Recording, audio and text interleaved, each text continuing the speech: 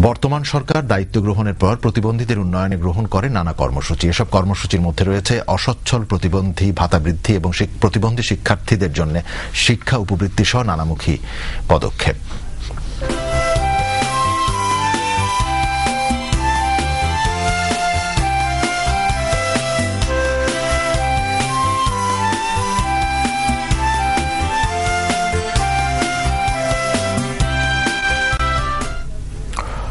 সরকারের 2 বছর পূর্তিতে প্রতিবন্ধীদের উন্নয়ন কার্যক্রম নিয়ে রিপোর্ট করছেন শফিউল্লাহ সুমন। প্রতিবন্ধী মোরা শুধু দৃষ্টি মোদের নাই, তবু আমরাও যে ভাই তোমাদেরই। সমাজের আর অন্য সব মানুষের মধ্যে বেড়ে উঠবে প্রতিবন্ধীরা। আর প্রতিবন্ধীদের সমঅধিকার প্রতিষ্ঠার লক্ষ্যে প্রতিবন্ধী শিক্ষার্থীরা যাতে অর্থভাবে শিক্ষা থেকে ঝরে না পড়ে সেজন্য অনুদান আকারে দেওয়া হচ্ছে শিক্ষা উপবৃত্তি। এখানে সম্পূর্ণ সরকারি খরচে থাকা, খাওয়া, লেখাপড়া প্লাস তাদেরকে কো কারিকুলাম অ্যাক্টিভিটিস বলতে যা বোঝায় আর কি, হাতের কাজ, নাচ, গান, এইসব বিভিন্ন কাজ মানে শেখানো। এগুলো কর্মজীবী প্রতিবন্ধীদের আবাসন নিশ্চিত করতে ইতিমধ্যে 2টি হোস্টেল নির্মাণ করা হয়েছে। পাশাপাশি চলতি অর্থ বছরে 9,20,000 বিধবা ও স্বামী পরিত্যক্তা দুস্থ মহিলাকে মাসিক 300 টাকা হারে ভাতা প্রদান করা হয়।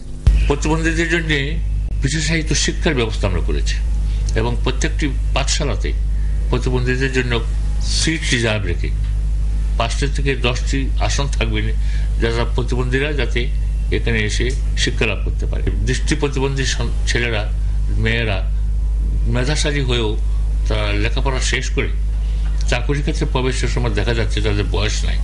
এই জন্যে মাননীয় প্রধানমন্ত্রী তাদের বয়স 40 বছর পর্যন্ত সম্প্রসারিত করে দিয়েছে। প্রতিবন্ধীদের উন্নয়নে গৃহীত উল্লেখযোগ্য কর্মসূচির মাঝে রয়েছে কর্মজীবী প্রতিবন্ধীদের জন্য 2টি হোস্টেল নির্মাণ, অটিজম রিসোর্স সেন্টার স্থাপন, ওয়ান স্টপ সার্ভিস চালু, প্রতিবন্ধীদের জন্য স্বয়ংসম্পূর্ণ কমপ্লেক্স ও একটি ক্রিয়া কমপ্লেক্স নির্মাণের প্রকল্প গ্রহণ, এনজিওদের মাধ্যমে সুদমুক্ত 90 লাখ টাকা ঋণ প্রদান।